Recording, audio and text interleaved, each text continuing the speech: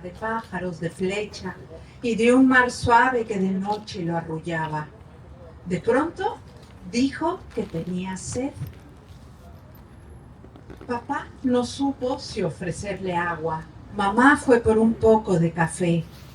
El fantasma nos contó que podía beber el agua de la luna llena y todos volteamos a lo alto a ver la blanca luna que brillaba más que nunca y sonreía como si quisiera darnos un poco de su sed. Cuando nos dimos cuenta, el fantasma ya no estaba. Solo el pan sobre la mesa, intacto, entero, y el cuchillo quieto, junto a un plato vacío, como si nunca nadie hubiera estado ahí. Después de leer este poema, ya se imaginarán las grandes conversaciones con los niños, ¿no? ¿Quién ha escuchado esa ventana que de pronto se abre en su casa? Que yo, ¿no? ¿Nunca les ha tocado una puerta que se abre? ¿Nunca han sentido que les jalan los pies en la cama? Y de ahí empezamos a hablar sobre qué es la poesía. Y una vez un niño, como de 10 años en una biblioteca, después de echarnos una larga charla sobre fantasmas, me dijo: María, entonces la poesía es algo así como un presentimiento. Ay, sí. Y desde entonces yo uso esa definición que me dio este niño en una biblioteca de Córdoba. La poesía es como un presentimiento. Y creo que es genial, ¿no? Como definición. Pero yo titulé esta charla La poesía, una herramienta de vínculo. No sé si algunos se dieron cuenta que eso decía. Y me gustaría saber y que empezáramos a dialogar, ¿qué es un vínculo? ¿Quién me puede decir, a ver, qué es un vínculo? ¿Qué significa tener un vínculo? Una conexión, perfecto. ¿Qué más? Algo que nos une, buenísimo. Un abrazo. Crear lazos. Sí, un puente. Es un puente. ¿Qué más? Una cercanía. Una comunicación. Híjole, cuántas cosas son un vínculo. Un sentimiento hacia alguien más también, ¿no? O sea que es mi manera de estar en el mundo con los otros, ¿no? Pero el vínculo nunca va a funcionar hacia el otro si primero no me vinculo yo con, claro, con uno mismo, ¿no? Si yo no estoy vinculada con una misma, conmigo, no me puedo vincular con el otro. ¿Se acuerdan ese anuncio que hay en los aviones que siempre dice: póngase usted primero el cinturón y después amarre a su bebé, abroche a su bebé? Pues simplemente es porque si yo primero no estoy bien, segura y no me salvo, no puedo ayudar a nadie, ¿no? Entonces el vínculo empieza por mí. ¿Cómo estoy yo? ¿Qué cosas lindas me digo cada mañana? Cada mañana me hablo bonito, me miro al espejo y digo: ah, qué bonita estoy. Qué guapa amanecí hoy, ¿no? Qué inteligente, qué brillante. Pues ya es hora de empezarlo a hacer, ¿no? Porque entre mejor estemos con nosotros, mejor vamos a poder vincularnos con los demás. Si no nos vinculamos, si no entendemos qué es un vínculo, nunca vamos a poder trabajar con poesía. ¿Sí? ¿Por? Muy buena pregunta. ¿Por? ¿Por qué no vamos a poder trabajar con poesía si no nos vinculamos? ¿Qué puede hacer la poesía en mi mente o en mi corazón? ¿Alguien aquí ha leído poesía? Primero les pregunto eso, porque no todo el mundo lee poesía. Alce la mano el que haya leído poesía. Ahí por alguna vez en su vida. ¿No? No, pues bastantes. ¿Algo ha hecho con ustedes la poesía? ¿Cómo qué? Te vuelves más sensible, te emocionas, ¿no? Es un lenguaje un poco diferente al de la narrativa. Se supone que hay dos tipos de lenguaje. El fáctico, el lenguaje fáctico que nos explica cómo es el mundo. No comas eso, por favor.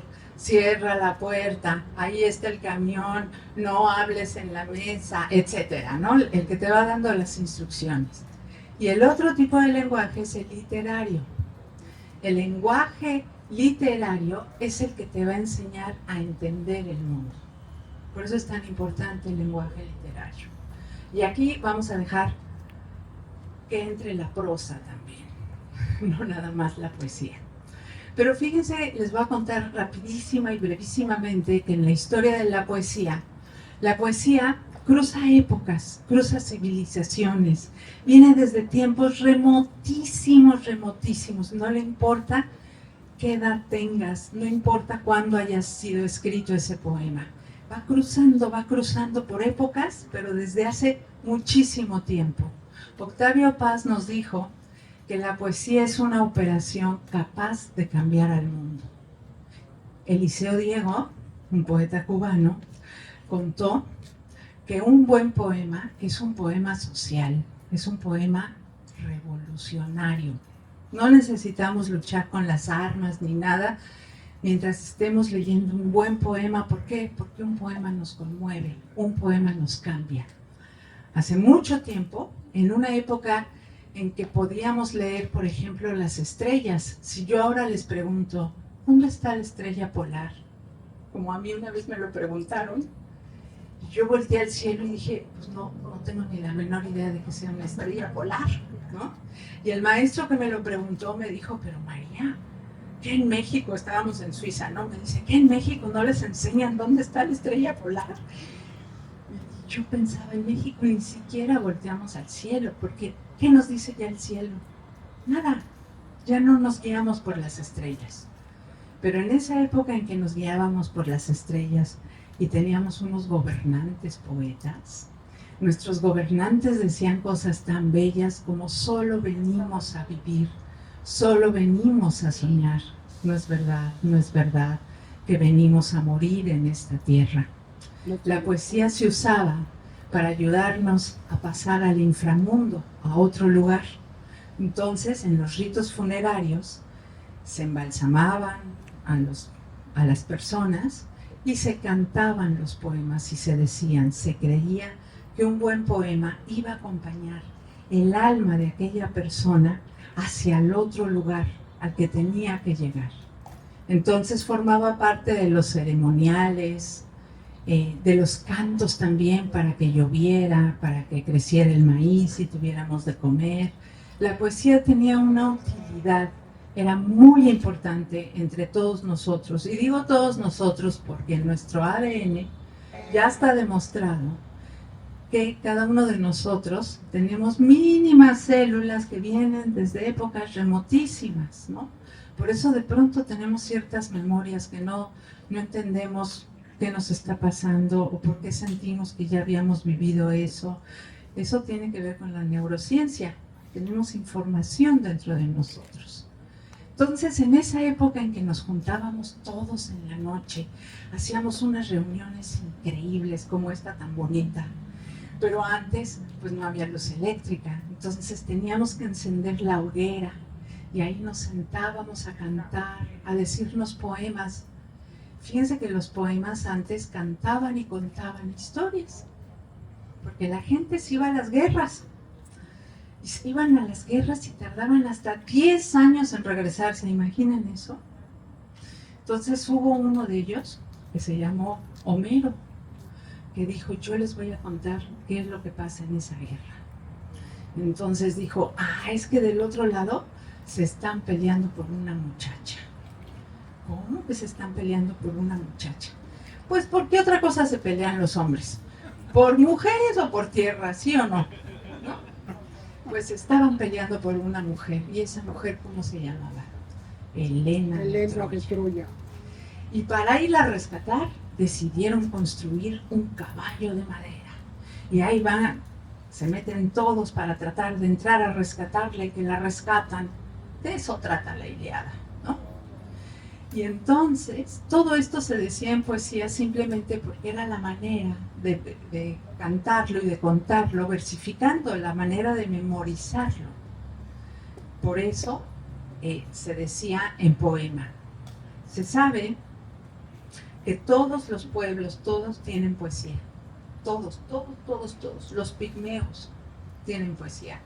Cualquier tribu del Amazonas tiene poesía. Los Iroquois, los primeros pobladores del Canadá, tienen poesía. En todos los lugares hay poesía y no todos tienen prosa.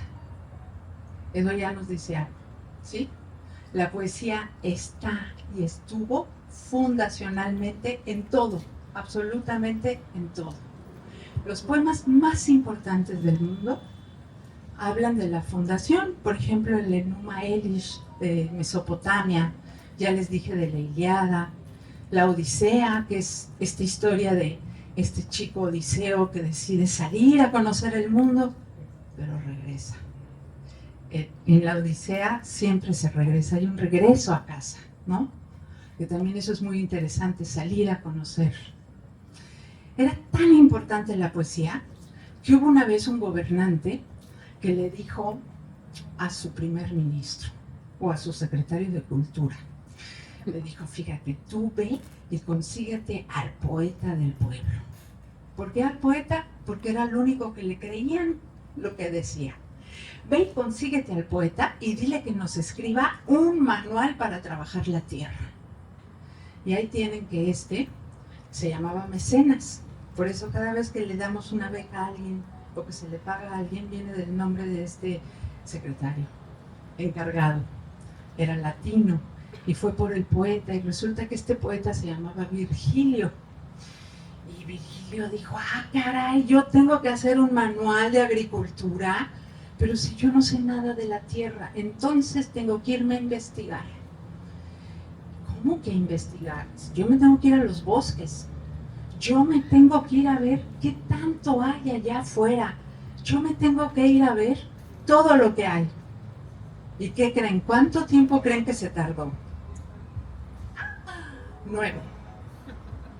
Se tardó 9 años y escribió 11 libros. ¿Alguien sabe cómo se llamaba ese manual? Las Geórgicas. Entonces yo me metí a las Geórgicas. ¡Ay! Perdió el papelito. Y en las Geórgicas yo dije, a ver, ¿qué es lo que hizo Virgilio y qué es lo que encontró? Porque ¿cómo es posible que dicen que se haya metido tan profundamente y haya empezado a ver? Aquí está. Virgilio tomó un palito, revolvió profundamente y empezó a ver y dijo, aquí está la sed del campo. Y vio uvas, vides, vainas, espigas, arvejas, avena, apios, madroños, bellotas, lirios, rosas, jacintos, cañas, cardos, narcisos, abrojos, azafrán, laurel, ruda, mirto, cebada, heno, pinos. Luego vio árboles, avellanos, abetos, cedros, ciruelos. Vio bosques, barrancas, cerdos, una cantidad de cerdos, jabalíes, carneros, cigarras, ovejas, toros, bueyes, perros. Y vio una lagartija. Y yo así que me asombré y dije, ¿cómo que Virgilio vio una lagartija? Yo pensé que eran mexicanas las lagartijas. Y un niño me dijo, no, María, esas son las iguanas. Bueno, entonces Virgilio, después de escribir y de recibir su beca, imagínense, por 9 años, escribió este libro de las Geórgicas, pero luego vino un poeta brasileño en el siglo XX y le dijo a Virgilio, yo también vi esa lagartija, y le escribió este poema. De la niñez, solo recuerdo una nerviosa lagartija, de tanto sol sobre su espalda parecía de vidrio hecha. Entre piedras y papagayos aparecía en el jardín. Tal vez quisiera ver el mundo o desearme un día bueno. Este saurio diestro y paciente que convierte el sol en diamante me hace alabar la maravilla oculta en la infancia distante, pues cosa grande para un hombre es sentir que al nacer su vida toda la belleza del mundo, toda, estaba en una lagartija. Si yo les pregunto de su infancia, ¿qué animal recuerdan? A ver. ¿Cuál? ¿Un perro? ¡Ay, un sapo! Ese no me había tocado. Un perico. Un perico. ¿De su infancia? Conejo. La lagartija. Conejo. También lagartija. Sí, yo también. Perdón. ¡Ay, grillos! Luciérnagas. Qué bonita, ¿verdad? Que de niño uno persigue las luciérnagas. Mariposa. Mariposas. Lombrices en la tierra. Lombrices. La cuija. Las cuijas. ¿Cómo hacen? Así. Se ve que aquí hay muchas. ¿Ustedes, chicos, qué recuerdan? Iguana. ¿Tlacuachis? Híjole, qué padre. Tortugas. Chapulines. Ay, qué maravilla, ¿no? Jumiles. Chicatanas. Ay, las chicatanas. Que luego uno se las anda comiendo y son deliciosas, ¿no? ¡Qué barbaridad! Bueno, pues todo eso pasaba antes. Y de esta manera conversan los poetas a través de los poemas. No importa que Virgilio haya vivido en siglos, pero muchísimos siglos antes y muchos siglos después, Ledo Ivo, el poeta brasileño, le haya escrito el poema de la lagartija. Porque los poemas, como les dije, cruzan épocas y épocas muy remotas y no importa a dónde se vayan. Pero ahora vamos a ver algo muy importante. ¿Por qué se escriben los poemas? ¿Para qué? ¿Quién me puede decir? Para expresar. ¿Para expresar qué? Sí, un sentimiento. ¿Qué más? Amor, desamor. Para aguantar la realidad. Para aguantar la realidad, esa me encanta. Como una experiencia. Como una experiencia, también. Ajá. ¿Qué más? Para comunicarnos de manera diferente. Para comunicarnos de manera distinta. Ay, eso me encanta, sí. Para contar historias con ritmo. Para contar historias con ritmo. ¿Qué más? Para que se exprese el alma. Para que se exprese el alma.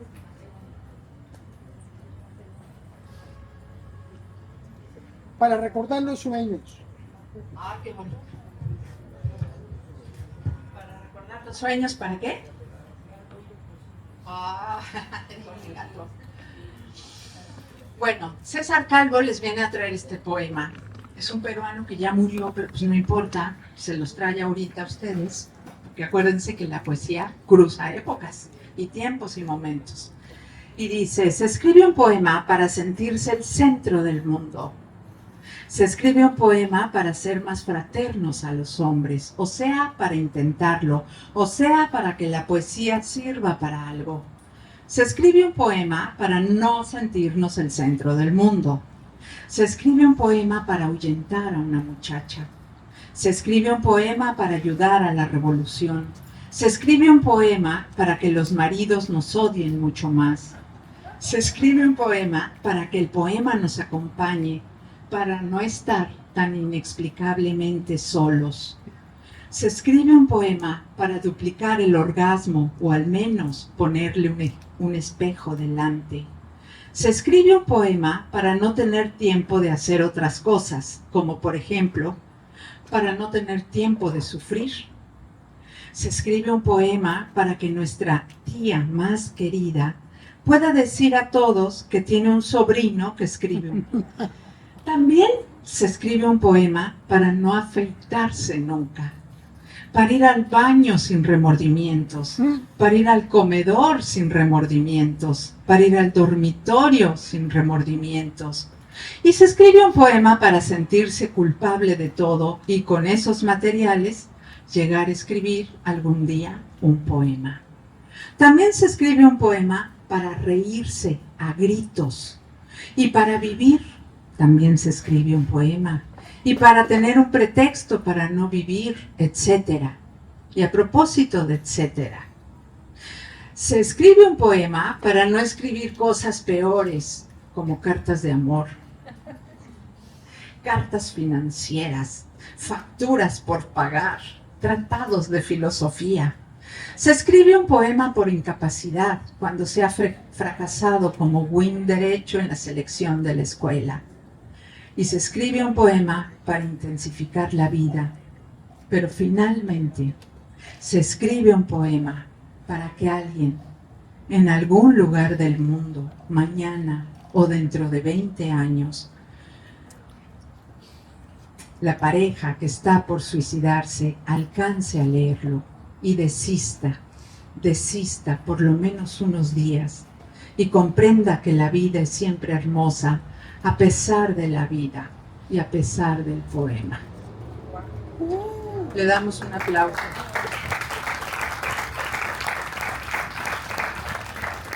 A César Calvo, es que me cuesta trabajo leer el final del poema porque me imagino a esa pareja de jóvenes aguantando, ¿no? Y teniendo un rayito de esperanza, porque quizá no tuvieron ese vínculo del que empezamos a hablar en la primera infancia, en la primera niñez, y llegaron en unas etapas más complicadas a la secundaria o a la preparatoria y ahora sí que llegaron desvinculados, ¿no? Pero quizá el poema les haya servido un poquito como tablita de salvación, ¿no? Bueno, César Calvo, así Calvo, pelito. Es un poeta buenísimo y este poema nada más les leí fragmentos porque es un poema muy largo, ¿no? Bueno, vámonos un poquito para atrás. La ovejita me, la ranita cuá, duérmete mi nene, duérmete mi ya. El gallito qui, la gallina co, ya se duerme el nene, arrorró, arrorró. La vaquita mu, el canario pi, es en mis brazos nene, duerme, duerme así. Y sí, en la infancia la poesía es muy solar, requiere de mucho movimiento, no importa qué se dice. Un bebé no te va a cuestionar, no entiendo, ¿no? Lo importante es cómo se dice, eso es lo único que importa. Yo a mis bebés les leía larguísimos poemas, y lograba dormirlas. Entonces, le agradecía mucho al poeta en turno que me ayudaba a dormirlos, ¿no? Pajarito que cantas en la laguna, no despiertes al niño que está en la cuna. Pajarito que cantas en el almendro, no despiertes al niño que está durmiendo. Pajarito que cantas junto a la fuente, cállate que mi niño no se despierte, ¿no? Y luego esto que les digo del sonido, fíjense, escuchen esta ronda. Tipi tape, tipitón, tipi tape, sape, sape, zapatero, remendón. Tipi tape todo el día, todo el año, tipitón, tipi tape, macha, macha, machacando en tu rincón, ¿no? Y les fascina. Y te la vuelven a pedir. Y acuérdense que en la infancia hay que ejercer las 3 R's. Siempre repetir, reiterar y representar. Y pobres de nosotros si nos equivocamos y no contamos el cuento exactamente como lo habíamos contado, ¿no? Y él otra vez, y otra vez, y otra vez vuelve a aparecer. Y hay que jugar. Hay un poema buenísimo del cubano David Chericián que se llama Oficios de un oficiero, que ustedes me van a ayudar a decir. Hace primos, el primero. Hace trovas, el trovero. Hace casas, el casero.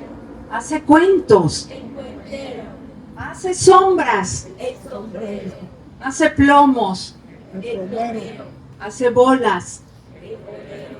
Hace puertas, el puertero. Hace tintas, el tintero. Hace sones, el sonero. Hace cartas, el cartero. Hace cuatros, el cuatrero. Hace bombas, el bombero. Hace potros, el potrero. Hace plumas, el plumero. hace cantos, el platero, hace locos, el elotero, y agujas.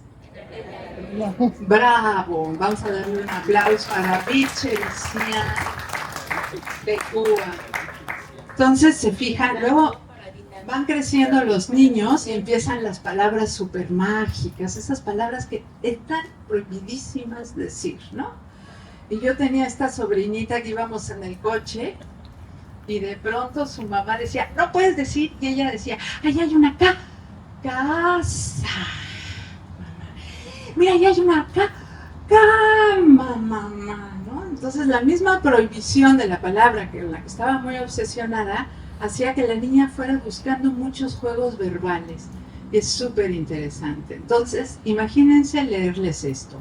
Esta oca está loca. Esta oca se equivoca. Esta oca se equivaca. Esta oca se equifoca. Esta oca se equichoca. Esta oca se equitonta.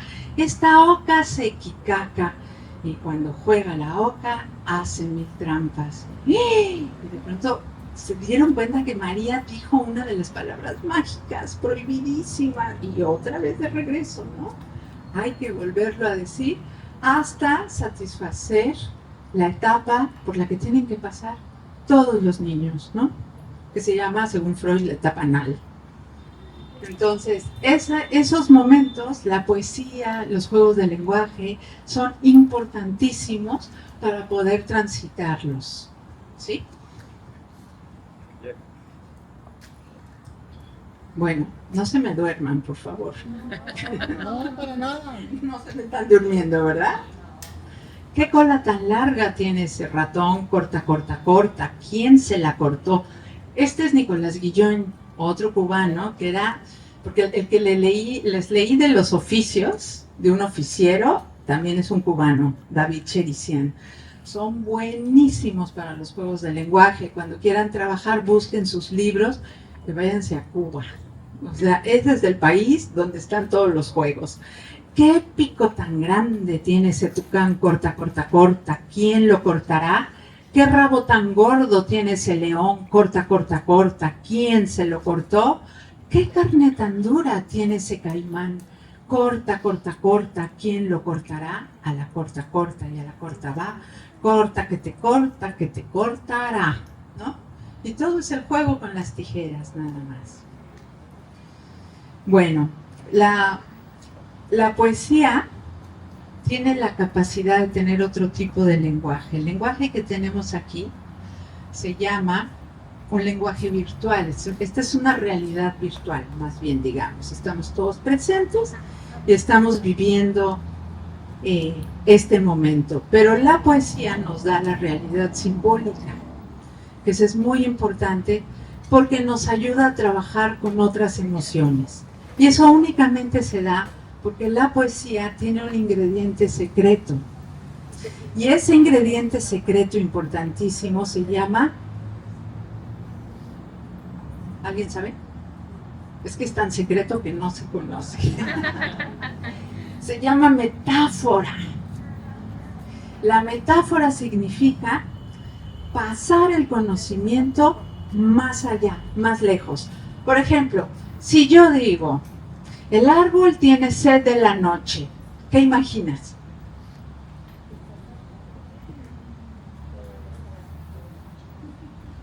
El árbol tiene sed de la noche. ¿Qué ves? ¿Ves la noche? Muy bien. ¿Quién más?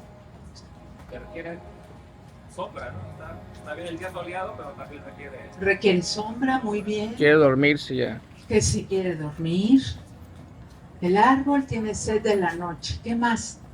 el rocío de la noche. El rocío de la noche. Y si yo les cuento esta historia, que yo escribí eso porque mi abuelo se levantaba en la noche a tomar agua, ¿quién de nosotros tiene razón? ¿Por qué? A ver, ¿por qué? ¿Por qué no yo? Exacto. Como dijo una niña una vez, a las metáforas cada quien las entiende como puede. ¿Ok? Esa es otra gran definición. Entonces, así va. Yo puedo estar hablando de algo que parece muy simbólico, pero en realidad cada quien cuando lo va leyendo lo va entendiendo como puede. ¿Va? Aquí les voy a contar una anécdota preciosa. Fui en Morelos a una escuela a leer poesía en tercer grado.